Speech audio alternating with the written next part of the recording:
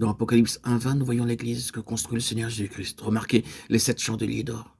L'or parle de la vie divine. Dans Apocalypse 21:18, nous lisons une merveilleuse description de la ville d'or pur. Le Seigneur ne construit pas des associations, des dénominations ou des sectes. Il bâtit son église. À moins que la vie ne coule pleinement et librement, son église ne peut pas être construite.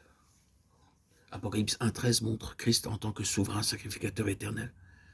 Hébreux 7:21-28 le décrit sans tache, séparé des pécheurs, plus élevé que les cieux, toujours vivant, pour intercéder en notre faveur.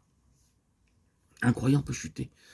Il y a cependant de l'espérance pour lui, aussi longtemps qu'il ne blasphème pas la parole de Dieu ou le précieux sang de Christ. Dans 1 Jean 2:1, Christ est appelé notre avocat. À cause de cela, le croyant est gardé par la promesse du psaume 37:24. S'il tombe, il n'est pas terrassé. Promesse à laquelle répond celle de Michée 7:8. Si je suis tombé, je me relèverai. Nous lisons dans 2 Corinthiens 4:8 que nous pouvons tomber, mais que nous ne serons pas détruits. Nous pouvons chuter, car nous sommes des êtres humains. Nous commettons beaucoup de fautes, mais le Seigneur Jésus-Christ est notre souverain sacrificateur. Pour jouir de l'œuvre du souverain sacrificateur dans nos cœurs, nous devons participer à la communion fraternelle, aux réunions de prière et au ministère de la parole de Dieu. Une réunion par dimanche n'est pas suffisante. Ceux qui restent seuls et qui viennent seulement le dimanche encourent une grande perte. Les croyants isolés s'exposent à beaucoup de tentations.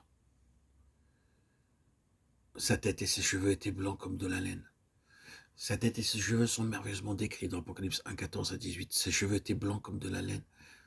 Les cheveux blancs du Seigneur parlent de sagesse éternelle, de maturité et d'expérience. Daniel 7:9. Beaucoup de personnes n'aiment pas les cheveux gris, elles les arrachent dès qu'ils apparaissent. Cependant, la sagesse humaine peut se tromper. C'est seulement par la sagesse divine que nous pouvons comprendre les mystères de Dieu. Jacques 1:5 nous dit que si nous manquons de sagesse, nous devons la demander à Dieu. La vraie sagesse est paisible et conciliante.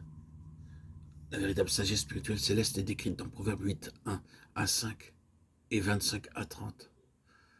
Proverbe 9:1 nous parle par ailleurs des 7 piliers de la sagesse céleste.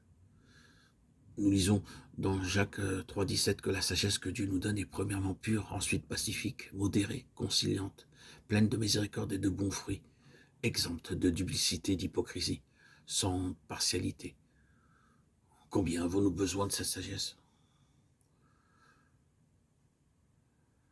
Prenez votre Bible, agenouillez-vous et priez. Seigneur, enseigne-moi toi-même le sens de ce chapitre.